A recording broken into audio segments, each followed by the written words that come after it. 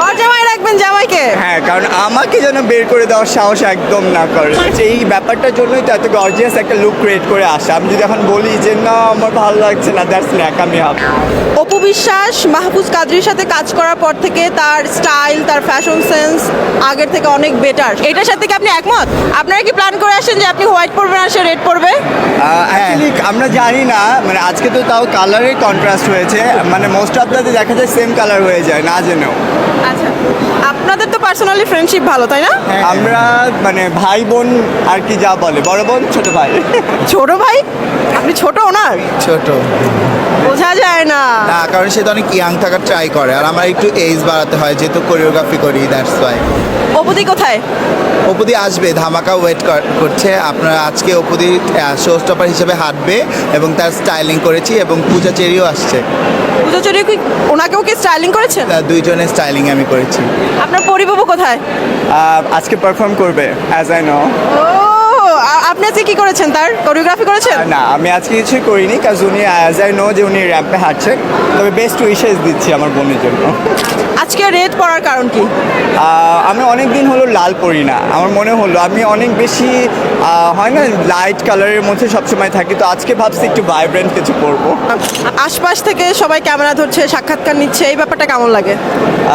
ব্যাপারটা আমার কাছে ইন্টারেস্টিং লাগে অ্যাকচুয়ালি, টু বি অনেস্ট। এই ব্যাপারটার জন্যই তো এত গর্জিয়াস একটা লুক ক্রিয়েট করে আসা। আমি যদি এখন বলি যে না আমার ভালো লাগছে না, দ্যাটস ন্যাকামি হবে।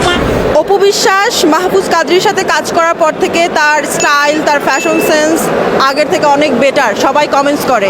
এটার সাথে কি আপনি একমত? আমি একমত। আপনার কি মনে হয় আপনি ওনাকে আরো আগে থেকে বেটার করতে পেরেছেন? আমার কাছে মনে হয় যে উনি অনেক পরিশ্রম করেছে, আমরা সবাই মিলে ট্রাই করেছি, এবং আমার দিদির জন্য যতটুকু এফোর্ট দেওয়া দরকার আমি চেষ্টা করেছি। মানে আর ব্যাটে বলে বাকিটা- মিলে যাওয়ার একটা ব্যাপার আছে না, যে ও অ্যাকচুয়ালি কি ও এফোর্ট দিয়েছে, দিদি এফোর্ট দিয়েছে, এবং দুজনকে মধ্যে আন্ডারস্ট্যান্ডিংটা, যে আমি ওকে বললাম যে কাদ্রি তুই এটা কর, ও বললো না না না আমি এটা করবো না, আমি অন্যটা করবো। তো এই যে মিউচুয়াল আন্ডারস্ট্যান্ডিংটা না থাকলে ব্যাপার ভালো হচ্ছে হয় যে না। ধরেন সাপোর্ট প্লাস হচ্ছে দুইজনের মধ্যে যে কোঅর্ডিনেশন, এটা বেশি ইম্পর্টেন্ট। আপনি কি জানেন অনু আপু কবে বিয়ে করবে? আমার বোন যখন সে বিয়ে করতে চাবে, তার যখন মন চাবে তখনই সে বিয়ে করবে। আমি তার জন্য অনেক অনেক দোয়া করি, এবং তার বিয়েতে আমরা অনেক ফান করব। আপু বিয়ে করার প্ল্যান কবে আছে? বিজনেসটাকে আরেকটু গুছিয়ে নিই, কজ আমি আসলে হাউস মানে কি বলে হাউস হাজব্যান্ড খুঁজতেছি, এই কারণে মানে আমার আরেকটু সময় লাগবে। ঘর জামাই রাখবেন জামাইকে? হ্যাঁ, কারণ আমাকে যেন বের করে দেওয়ার সাহস একদম না করে। ভাইয়ের সাথে তোমরা যদি গরজামাই থাকতে ইচ্ছুক তাহলে নিশ্চয়ই কমেন্টে জানাবা। ভাইয়ের সাথে যদি তোমরা গরজামাই থাকতে চাও, বুঝছো?